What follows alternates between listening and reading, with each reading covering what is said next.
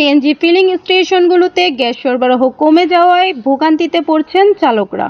চাহিদার তুলনায় গ্যাসের সরবরাহ কম থাকায় স্টেশনগুলোতে যানবাহনের দীর্ঘ লাইন দেখা যাচ্ছে। পাশাপাশি গ্যাস নিতে চালকদের অপেক্ষার সময়ও বেড়েছে।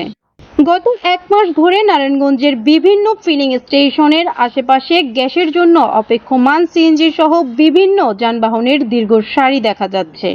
ভুক্তভোগী সিএনজি চালকরা বলেন, 1 থেকে 1.5 মাস ধরে সিএনজি স্টেশনগুলোতে গ্যাসের সরবরাহ স্বাভাবিক না থাকায় দীর্ঘক্ষণ লাইনে অপেক্ষা করতে হচ্ছে।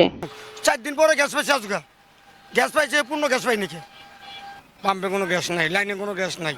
ওনারা গ্যাস দিতে চায়, বাই লাইনে গ্যাস নেই, আমরা কীভাবে দিব? আজকে প্রায় 4-5 দিন ধরে ঘুরে গেছি, কিন্তু গ্যাস পাইনি। ঠিক আছে, আজকে 15 দিন যাবতীয় গ্যাসের সমস্যা, শুধু এই গাড়িতে না, বাড়িতে শুদ্ধ হয়, খাওয়া দাওয়ার খুবই সমস্যা। ফিলিং স্টেশনের এক কর্মী জানান, 2 ঘন্টা গ্যাস দেওয়ার পর চাপ কমে গেলেও আবার চাপ স্বাভাবিক হতে প্রায় 2 ঘন্টা সময় লাগে। তবে গ্যাস সরবরাহ পুরোপুরি বন্ধ থাকে না। 2-3 দিন যাবৎ গ্যাসের যে ক্রাইসিস, ওই ক্রাইসিস কিছুটা হলে এখন বর্তমানে কাটছে। তারপরে আসার পরে কারেন্ট থাকে না। তারপরে গ্যাসের যেই চাপ, ওই চাপ মূলত পুরোপুরি সম্পূর্ণ আসে নাই।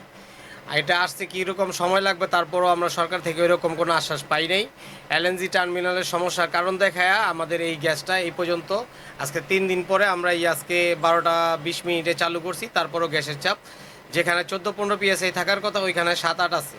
তো গ্যাসের নিম্ন চাপ, এখন এই চাপ কবে ঠিক হবে এটা বলা মুশকিল। তারপরও আমরা যতটুকু পারতেছি দিতেছি।